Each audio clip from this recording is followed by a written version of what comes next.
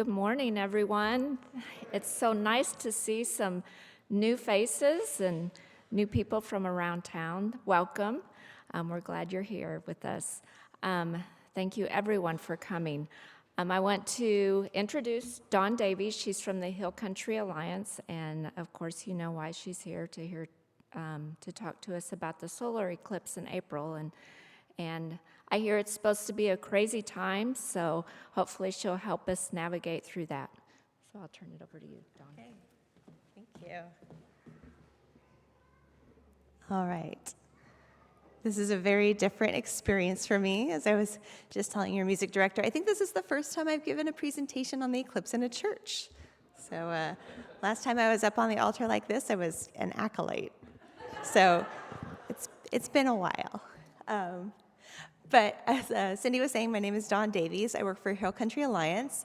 I'm the Night Sky Program Manager, but as an amateur astronomer and science communicator, I have been tasked with taking on the Hill Country Eclipse team and getting communities and residents prepared for the upcoming eclipses, which we've just passed our first one, the annular, a couple weeks ago. Did you all get a chance to see that, to experience it? Awesome, awesome, that's wonderful. Is there anyone for whom that was their first eclipse? Okay, so you guys are old hats at this thing. Is there anyone who hasn't experienced a total solar eclipse before? Okay, so just a few of you. All right, so we've got some trained professionals in here. Very good. For how many of you was the 2017 one your first time? Okay, awesome, awesome. We'll go ahead and we'll get started. So we've got the path of the total solar eclipse for April 8th. And the great thing about this eclipse is that everyone in the United States is going to experience that. So that means people in Alaska, that means Hawaii. Hawaii was actually the only state in this last annular eclipse that did not even get a partial eclipse. So they get their chance to see a partial eclipse next year. Also all of Canada, so pretty much most of North America and Central America are going to be able to experience this. And it's one of the reasons why this is so significant, because so much of the continent is covered. And on top of that, it's going across 15 states here in the United States. Next slide.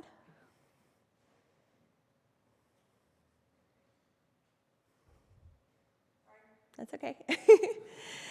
So I think it's very interesting to approach the fact that we are the only planet in our entire solar system that can have total solar eclipses. So it's pretty unique, and the fact that we can even have them because of the ratio of our sun and moon and their size and distance from us is pretty impressive. But it's because of the orientation of our moon and the way it circles us at an angle that, of course, these don't occur every single month.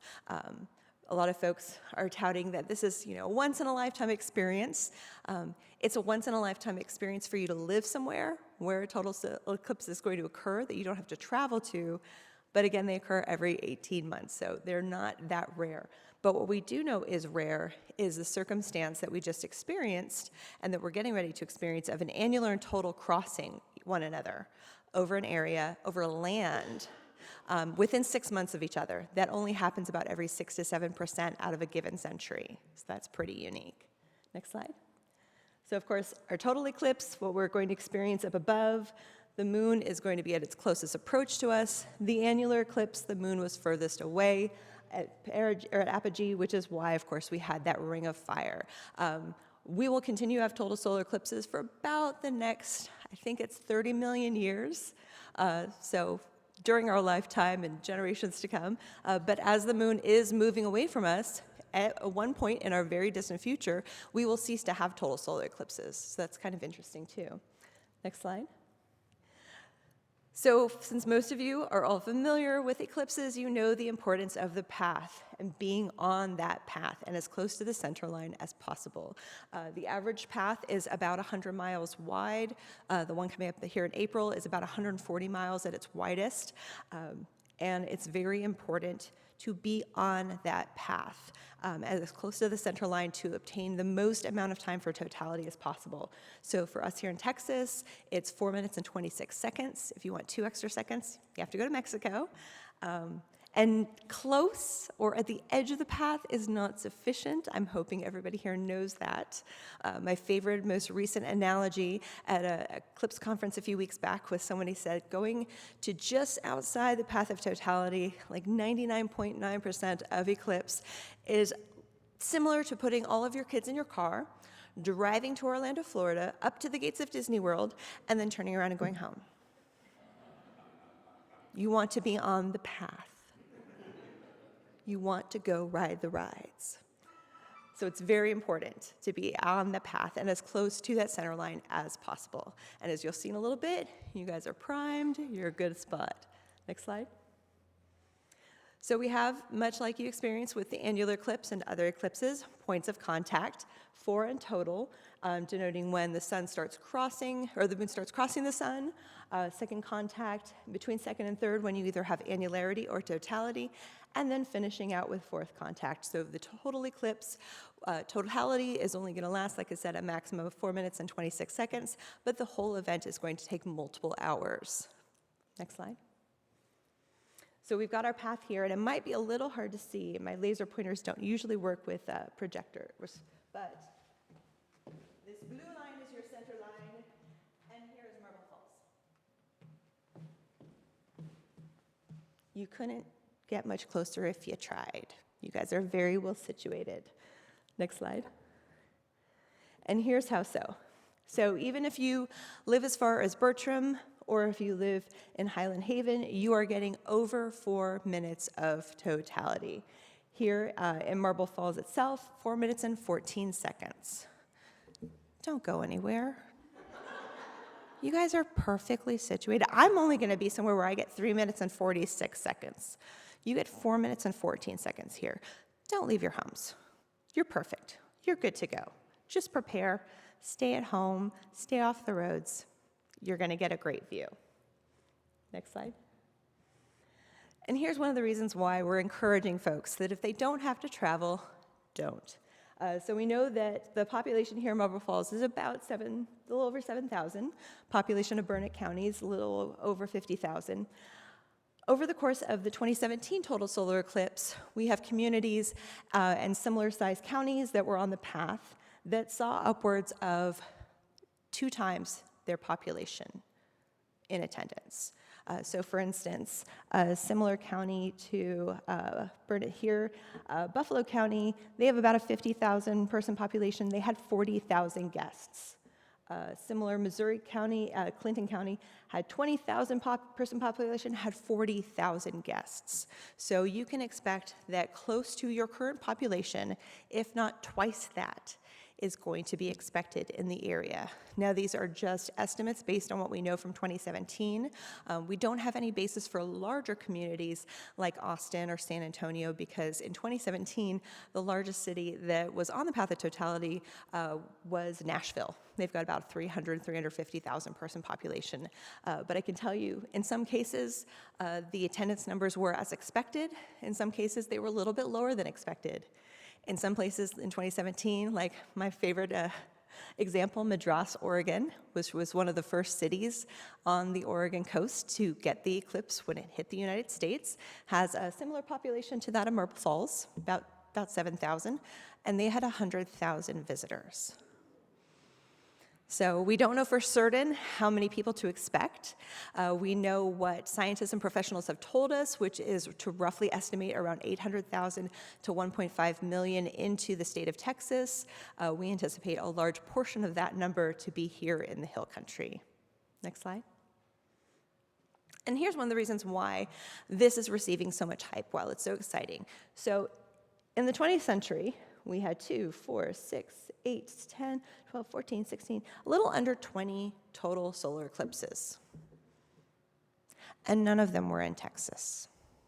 In fact, the last time a place like San Antonio had a total solar eclipse was in the late 1800s. The last time the city of Austin saw a total solar eclipse was in the late 1300s. Total eclipses will occur in a general area, again, on average every 375 years or so, but that can be a little bit sooner. If you're a place like Carbondale, Illinois, it's 7 years, or it could be significantly higher than that, probably 400 or 500 years. Next slide. So for the current century, this is the first total solar eclipse that Texas is getting. The next one will occur in the upper northeast portion of the Panhandle in 2045.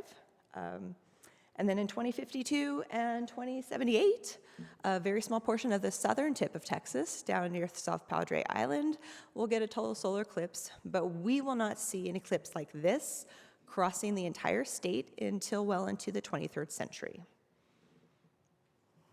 Next slide. So there's a lot of great opportunities that come with this. Obviously, just getting to experience that is in its own a very individual, singular, sometimes life-changing event. It's a wonderful opportunity for education, for bolstering of tourism, economies of communities, for getting the news out there, definitely building up the whole astrotourism concept. Media attention is most likely going to be rampant in the area, not only local, state, national, but probably some international coverage as well. Next slide. And there are different ways to observe. So I'm kind of curious. I'd love to get a sense of what are some of the ways, maybe other than solar glasses, that you all might have used to observe the eclipse. Anybody pull out a colander? Cereal box for a pinhole finder. Yes. I saw a few people who posted online their back of their cars filled with saved up cardboard cereal boxes just for this purpose. It's sort of akin to like the folks like me who save the egg cartons because some teacher is going to need them for a project. Same way with cereal boxes. So if you haven't thought about it, you've got about 4.5 months to start saving up your cereal boxes now. Colanders are my favorite. It's so fun to see how, I imagine we're actually going to probably have a run on colanders come next March, so that should be really interesting. Also, solar telescopes, welder's glass, number 14 welder's glass. That is very important. Nothing lower than that. If you do have welder's glass, if you have a welder's helmet, you can use that as long as it's number 14. And then, of course, anything with any kind of hole in it. So, a pasta spoon. One woman out at an event I did had swizzle sticks with little buttons glued to them that kids could carry around. My favorite, though, is a Ritz cracker. Doesn't matter the size of the hole. And then, of course, just, getting anywhere where you have a nice, flat, clear surface that you can see the shapes of the crescents through tree leaves. That's really beautiful and very photographic. Next slide.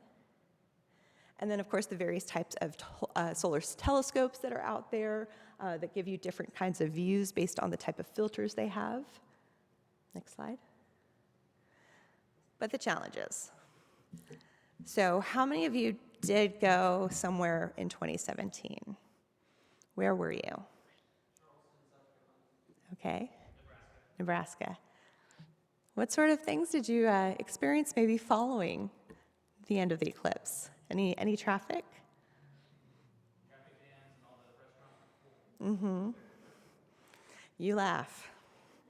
I was in Casper, Wyoming, and as an astronomer, I had a lot of gear with me.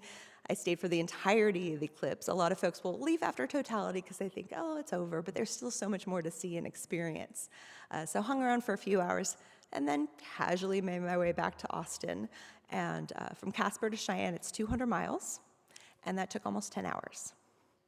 Pretty much because the entire state of Colorado was not on the path and decided to come up into Wyoming, along with about 1 million other people. It was the most visited state for that eclipse. Fuel was not available. Restroom lines were tremendously long. Definitely restaurants were an issue. A lot of restaurants had limited menus, a lot of food to go, but fuel was an issue. Obviously, resources here are going to be a huge consideration. So we're encouraging communities that are having events, that are planning functions, to continue them after the eclipse throughout the day. We're encouraging folks to sort of tout the come for the sun, stay for the stars, because you can't have a total solar eclipse without a new moon. And those are optimum evenings for stargazing. So trying to get folks to stay here, enjoy the environment, and leave casually as opposed to right after the fact. And also encouraging residents to prepare. Think of it kind of as preparing for a hurricane in the Gulf or an ice storm. The week prior, make sure you've got extra groceries, you've filled up all the fuel in your car. If you've got an extra can of fuel that you can fill up, It's good to have it just in case, if not for yourself, maybe for a neighbor that might need it. Please make sure you don't have any doctor's appointments scheduled for April 8th. If you typically pick up medication on Mondays, you might want to have that rescheduled. Take into consideration even things like making sure you have enough dog food or cat food or food for your pets and resources like that. It's all important because those may be very challenging to come by in the days following, especially with your proximity to Burnett, which has the pleasure of the Eclipse on Monday and Bluebonnet Festival that Thursday. Stay home. You're good here. You're good. Obviously, we're encouraging folks that are planning events. The two main things that if they haven't gotten now, it's going to be very challenging to get: solar glasses and porta potties. Those are big sellers. If you work in the porta potty industry, you are set for life at this point. Next slide. So safety is a huge concern. And I don't want to take it lightly. I mean, we have pretty much all been taught from a very young age, don't stare at the sun. I mean, that seems like it's just ingrained into our DNA. Most of us don't, because it's bright and it can hurt. But here's a really good example of meaning well, but not being entirely educated. This gentleman had a pair of solar glasses, certified safe solar glasses, and then proceeded to use them with unfiltered binoculars. Binoculars are magnifiers. So those two little holes, if you can see that, that's where the sun burned through the film of those solar glasses. So you need to make sure while your eyes are protected, any other equipment you are using, telescopes, binoculars, cell phones, mobile devices, that they're protected as well. Digital cameras. Otherwise, you're going to wind up doing a lot of damage to not only the equipment, but your eyes. Next slide. And here's all the reasons why. Blurry vision, light sensitivity, headaches, cataracts. It does not take much. In fact, I've done some research, only 100 seconds, not that any of us could probably stand staring at the sun for 100 seconds, but 100 seconds is all it takes to do potential irreparable damage to your eyes. Most places are selling solar glasses for about $2. You can go to most libraries, sometimes your city hall, they might be giving them away. Even if they're $5 or $10 or $100, if you're getting them on the day of the eclipse, it is still worth it than the potential eye damage. Next slide. So one of the reasons why we have so many folks that are coming here, if you live here, you probably already know why. It's a beautiful place.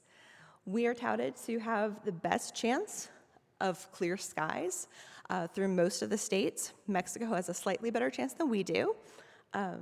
And that right there is a huge boon for us. But it's also beginning of April, which means it's typically not too hot, not too cold, not too humid.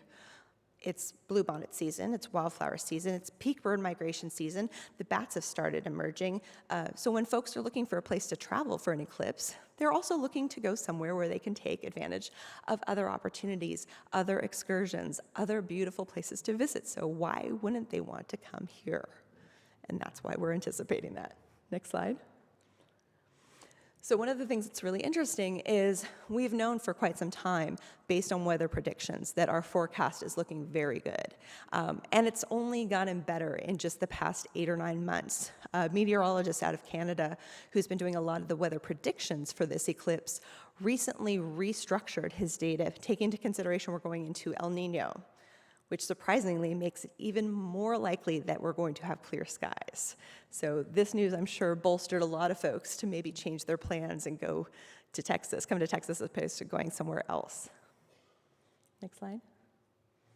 I will also note that we tend to have a little bit of cloudy mornings in April, but it usually clears off by about 10 or 11. And that's something I witnessed this last April 8th. So if you're around other people and they're starting to get a little concerned, tell them it's Texas. If you don't like the weather, wait 5 minutes.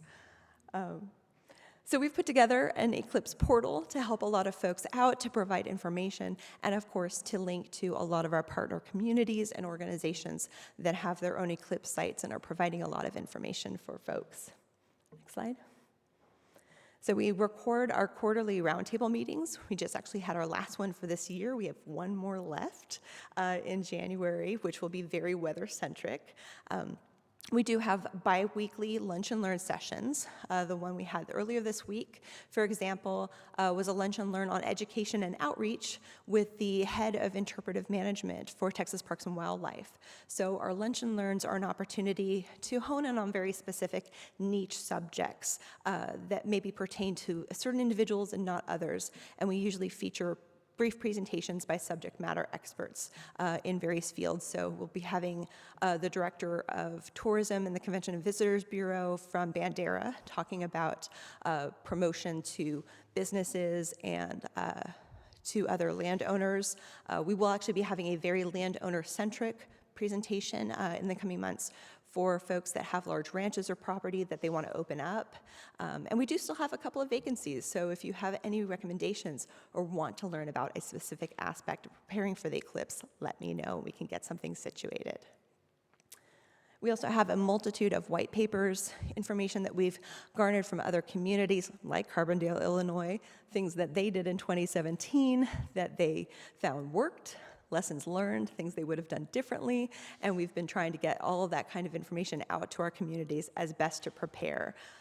There's not a tremendous amount of information out there because 2017 kind of snuck up on a lot of folks. It was the first total solar eclipse in this country for the digital age, so it garnered a lot of social media news, and we're expecting that to be even more so next year. Next slide.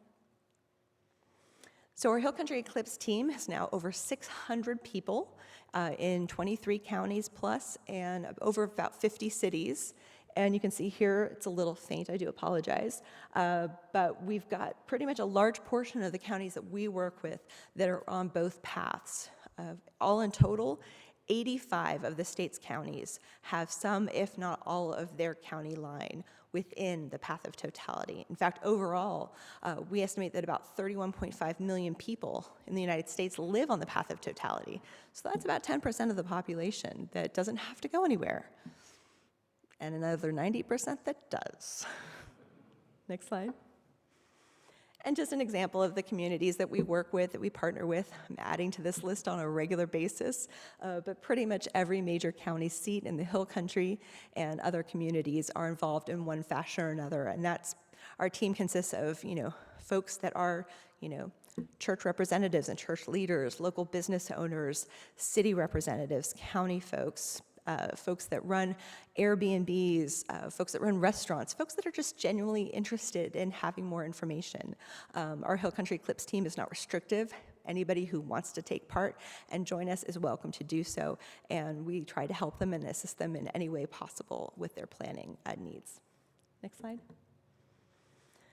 And with that, we've gotten a lot of information, as I said, from other communities that have been on the path of totality before. And a lot of it's just basic, general knowledge kind of stuff, one of which I find funny because I don't ever have to tell Texans, be friendly.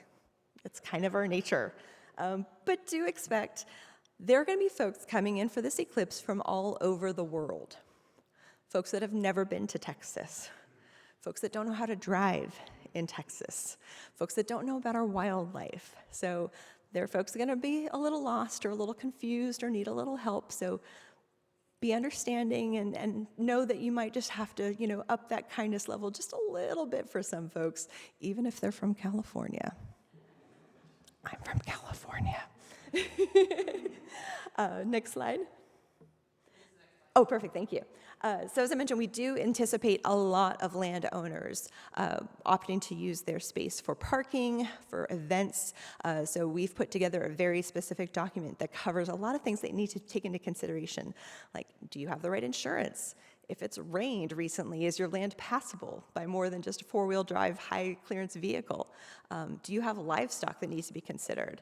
So we do have documents like those available to anybody that needs them, and they're ever-changing documents. They're very organic, so we add to them as we glean and get more information from folks.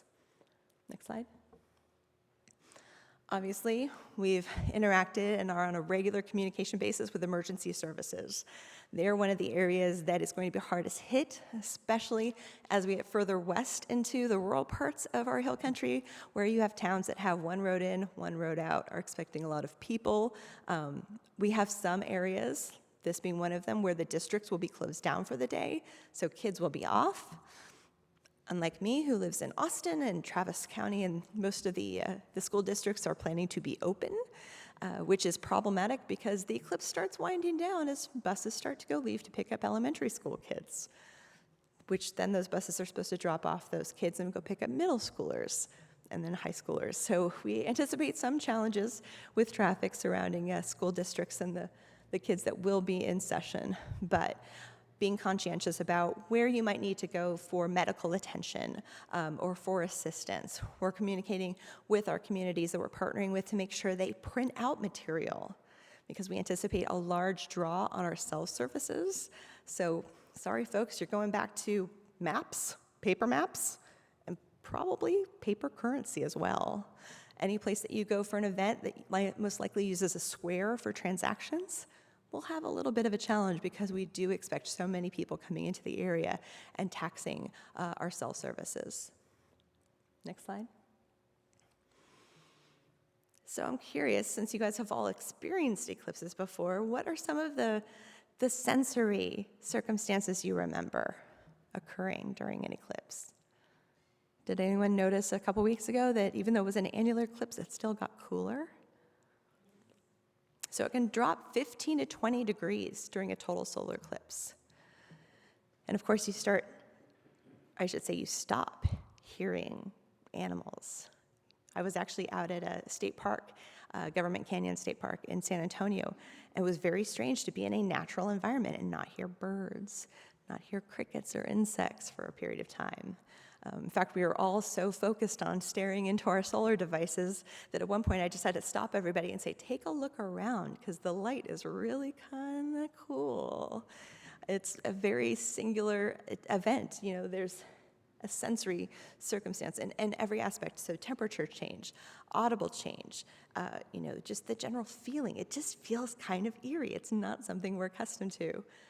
And then, of course, my favorite experience is the fact that we get 360 degrees of sunset. That is a phenomenal opportunity. One thing that's a little bit different with this upcoming eclipse, if it's dark enough where you are, if you have the right equipment, or even if it winds up being dark enough, we have every single planet out in the night sky or out in the day sky during this eclipse. So we may have a chance of seeing Jupiter or Saturn or Venus or Mars, some of the brighter planets. I think there's even a comet in the sky too. So if you happen to be observing close to an astronomer, they might be able to help you out there. Next slide. So one of our tremendous partners is the American Astronomical Society. Their website is linked on our site. They have a multitude of resources, videos, literature, a fantastic list of vetted vendors and retailers that are selling certified glasses. Be sure that your solar glasses say that they are certified, that they are part of, the standard of operations. Because if they're not, if they're blank on the back and the front, toss them out. Again, it's not worth your eyesight. So make sure that they are certified or that you are using the appropriate type of material. If you've had glasses since 2017, depending on where they've been stored, they may work, but I suggest going into your home. You don't have to go outside and risk it. Go into your home. Just go into a single room, turn on a light, look through the glasses. If you can see any bit of light through them, toss them out. If they're cracked, if they're torn, if they're punctured, if they're bent, toss them out, get new ones. Next slide. So we're coming up on the end of the year. We only have 3 Lunch and Learns left, and then we head into January 2024. Next slide. We have, like I said, January 16th is our final roundtable meeting where we will be pretty much hashing anything that's left that anybody needs assistance with, help with, or so forth. We'll have a few more Lunch and Learns, and then April 8th, we go into the total solar eclipse. And by April 9th, that's all over. Next slide. Any questions? So if we wanted to host, so at our church, if we wanted to host something, is it better, can we work for you guys? Can you have a listing of those places?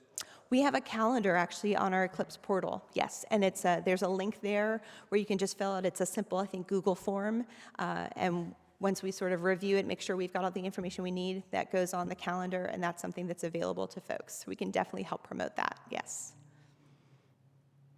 But plan now. If that's something you're looking to do, definitely start planning now.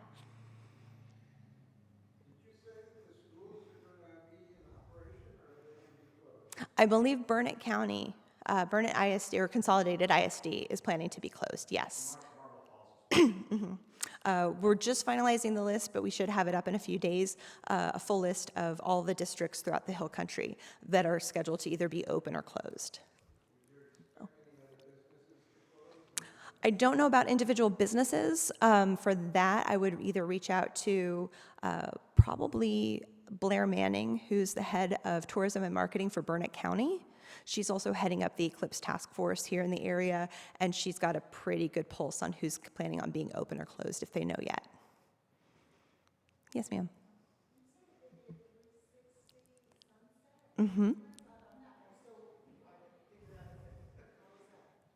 So the sun, we get a sunset when the sun sets, obviously. So once the sun is darkened, we get that sort of coloration. But because the sun is being covered and it's above us, that sunset occurs at the horizon all the way around us. It's really stunning. So if you can get somewhere high enough where you can take advantage of that, it's beautiful, and it's very good photographic opportunity too. You had a question, sir?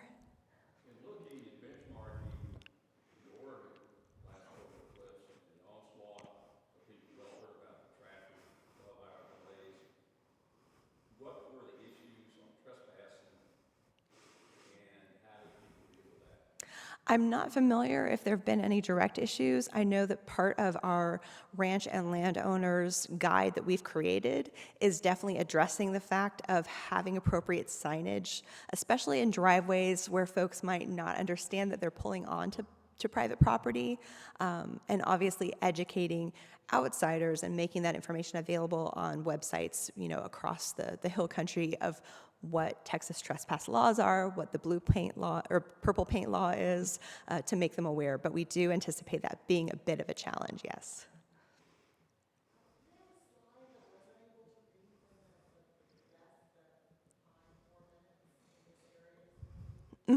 I think Highland Haven has 4 minutes and 22 seconds, and I believe if they aren't going to make the presentation or don't have the presentation available, I can send it out to Cindy to make it available to you guys. Oh, okay. If we can go back to the timing slide. So the eclipse starts around about 12:15 or so. That varies a little bit based on where you are. And totality starts either slightly before or slightly after 1:30. The whole eclipse culminates shortly before 3 o'clock. 1:34. Thank you. That's when the totality begins. And if it's kind of like watching the ball drop or getting ready for New Year's, if you're around a crowd, you'll know. People will start shouting it out. And I know there are a lot of Eclipse apps now that you can set for your location that will give you timers of when things are approaching. Herb, you had a question? Well, I was going to say that for those of you who don't have your solar glasses yet, you can get these on Amazon for about $2 each, or you can get them for free. I know the Spicer Library is going to have thousands of them, part of the network. I'm not sure about the Marble Falls Library yet, but that's where you can get them, and that way you can get a couple of spare pair, because for those of you who have regular glasses, you might find out that cutting the sides off and taping them over your regular glasses works even better. I've also seen folks that actually prefer to put the glasses on the inside of their regular wear glasses. I've even seen folks that will create little masks that they can wear. If you have young kids and you have any concern, they make Eclipse cards, or you can even take a pair of glasses, and I find it's beneficial, tape them to the brim of like a sports cap. That way, anywhere they look, their eyes are safe. Yes? Don, when do you think glasses will be harder to find? I feel like there gets to a point where they're just not accessible, or you start getting poor quality. As far as orders, we're getting to that point pretty soon. About 6 months ago, during a workshop, somebody said, even if everybody who hasn't ordered their glasses over the entire path of totality were to do so now, there would still be folks that would not get them in time. I can tell you that with the annular eclipse, we had a lot of communities that were sold out. I actually happened to be in my office in Dripping Springs on that Friday before and had a gentleman drive up from San Marcos just to get 5 pairs because he couldn't find them anywhere. So right now, a lot of communities, a lot of establishments, the libraries, they're replenishing from the annular. So I would say give them a few weeks if they don't have a built-up supply. But I'd suggest if you don't have them within about a month before the eclipse, you might want to start seeking them out. Definitely in the weeks prior. I had people who were calling me while I was in Wyoming from Texas asking me where I thought they could get glasses. So if you do pick some up, wouldn't hurt to have maybe an extra pair or 2 or 3. The very least, you might be able to trade it with a neighbor for a casserole or a good bottle of wine on the day of. You never know what you can get. They become a very hot commodity. But as Herb was mentioning, if Marble Falls Library, for instance, is not participating yet, there is a solar eclipse activities for libraries program, the SEAL program, that they can sign up for free. They'll usually also partner them with an eclipse expert, someone that's situated in Austin. So we'll be working with our libraries there to provide information and presentations, but they're usually given a few hundred glasses, and they still need and still have the need for more libraries to join, so that's still an opportunity. Yes, sir. Are there any guesstimates based on history and on maybe on hotel reservations being made of when we can expect crowds to show up, especially the weekend prior? Yes. Some of us are learning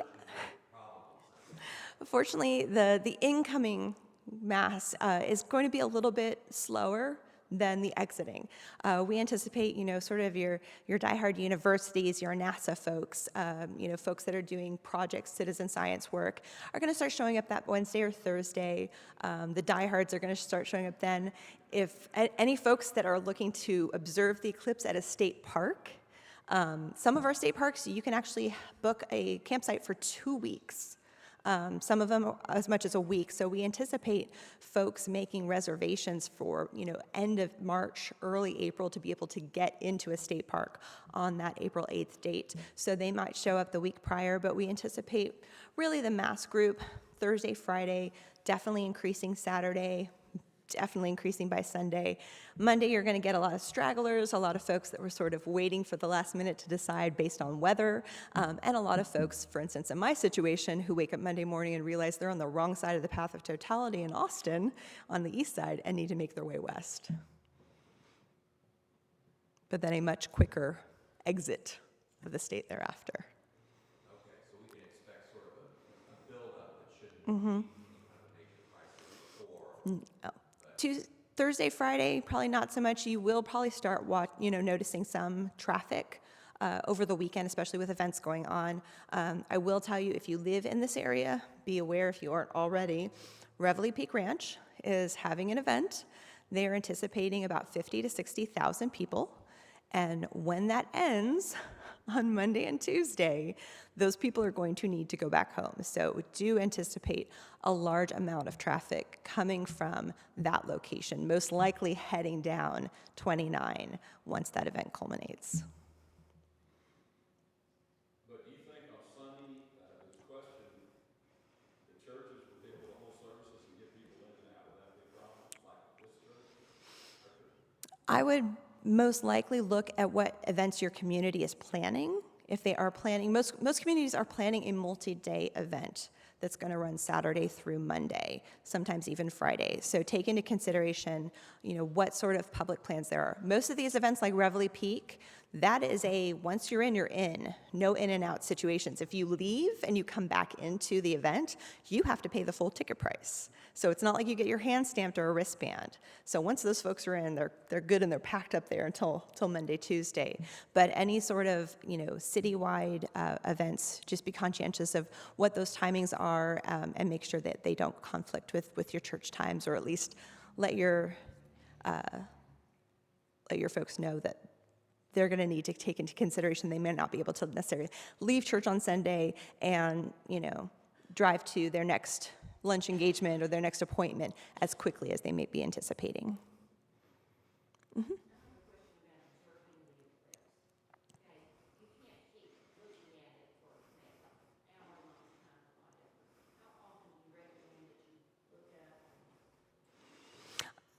If you're just, just a casual observer, I'd say maybe every 15, 20 minutes, take a look. It just depends on what you're looking at. If you're just using your solar glasses, yeah, I mean, you could sit there for the entire 3 hours, but, you wouldn't see a very marked difference. So if you're just using solar glasses, every, 15, 20 minutes should be more than appropriate. Obviously, it's going to speed up and get faster as you get closer to totality. So you'll definitely want to keep them handy. I find if you've even got a pair of glasses chains, you can put them on there, or get a lanyard and hole punch. That way they're close by and you don't set them down and they go missing. Obviously, if you're looking through any sort of telescopic, binocular equipment that's safe for solar use, anytime's good. So the sun goes through a cycle of change every 11 years. We call it solar minimum and solar maximum. And that's just a level of activity. Usually solar minimum, which was back in 2017, if you were to look at the sun on a regular basis through a telescope, it would just look very bland, very, very boring. But right now, almost every single day, including multiple times per day, because the sun does rotate, there's always something going on. So we're seeing a lot more sunspots, a lot more prominences, a lot more flares. So if you have the opportunity to look through any kind of telescopic equipment safely, I highly suggest doing so because it's a great opportunity to see more of our very explosive sun. All right. Well, thank you so much.